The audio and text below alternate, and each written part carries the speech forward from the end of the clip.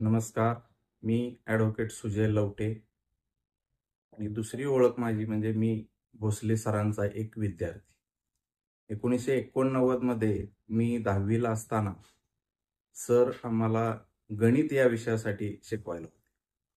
तर गणितासारखा विषय म्हणजे खूप किचकट विषय, परंतु सरांनी तो विषय इतक्या सहजतेने आणि हसत खेळत इतक्या छान पद्धतीने तो गणित विषय शिकवला आणि तेव्हापासून माझी गणितातली आवड निर्माण झाली. सांगायला मला अभिमान वाटतो की सरांच्या या हसत खेळत शिकवण्यामुळं मला भूमितीला 75 पैकी 75 आणि बीजगणितामध्ये 75 पैकी 73 असे 150 पैकी 148 मार्क मला बोर्डाला मिळाले. मी सरांचा खूप ऋणी आहे, कारण असा हा अवघड विषय त्यांनी हसत खेळत शिक्षक म्हटलं की एक शिस्तीचा धडा आपल्या समोर उभा राहतो, परंतु भोसले सर हे असे आहेत की त्यांनी कधीही कोणावरती हात उचलला नाही, कधीही कोणाला रागावलं नाही.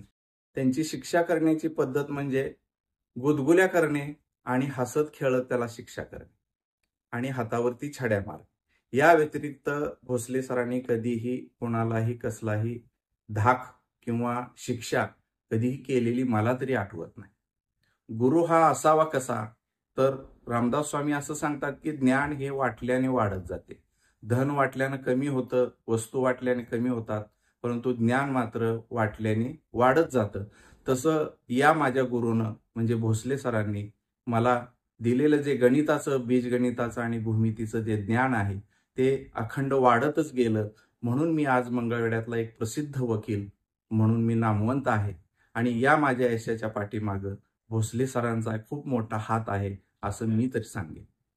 भोसले सर म्हणजे आमच्या कुटुंबाचे एक वडिलांचे मित्र या नात्यानं पूर्वीपासून लहानपणापासून ते घरी येणं जाणं अशा पद्धतीचं होतं. परंतु सरांनी शिक्षक म्हणून ज्या वेळेला समोर विद्यार्थी उभा राहतो तेव्हा ते नातं कधीही समोर आणलं नाही. प्रत्येक विद्यार्थ्याला व्यवस्थितपणे शिकवणं, त्याला समजून सांगणं आणि त्याला भविष्यामध्ये काहीतरी मोठं होण्याची स्वप्न दाखवणं हे इतकं महत्वाचं काम त्यांनी केलेलं आहे. म्हणून मी या गुरुला माझ्या नमस्कार करतो आणि आज त्यांच्या या 75व्या वाढदिवसानिमित्त मी त्यांना उदंड आयुष्याच्या, निरोगी आणि सुखी अशा आयुष्याच्या त्यांना शुभेच्छा देतो आणि माझे 2 शब्द संपवतो. जय हिंद.